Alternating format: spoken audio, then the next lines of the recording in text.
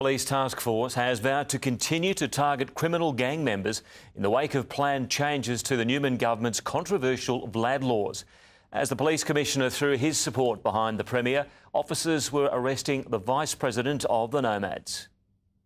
Task Force Maxima officers raiding a Brisbane residence following an assault on a taxi driver on the Gold Coast in February. It's the home of a 23-year-old patched Vice President of the Nomads outlaw motorcycle gang.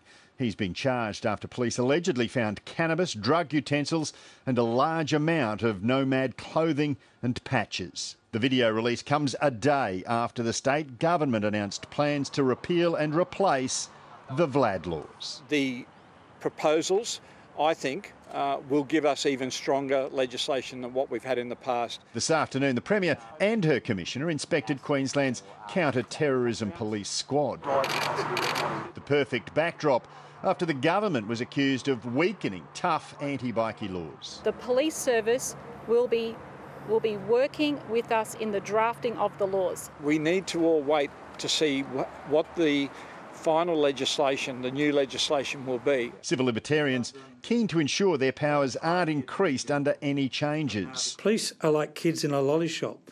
The more powers you give them, the more powers they want. On the Gold Coast, where it all started, caution. Leave the current law for a couple of years to make sure and send a signal that, you know, bikies and criminal gangs are not welcome in this state and the Gold Coast. The Premier and Attorney General seemingly at odds over specifically who will dictate what constitutes a bikie clubhouse under their proposed law changes. They'll have to go to court. Let's look at that. That is definitely an option. From the LNP's strong stance, the pendulum is swinging back in favour of bikies.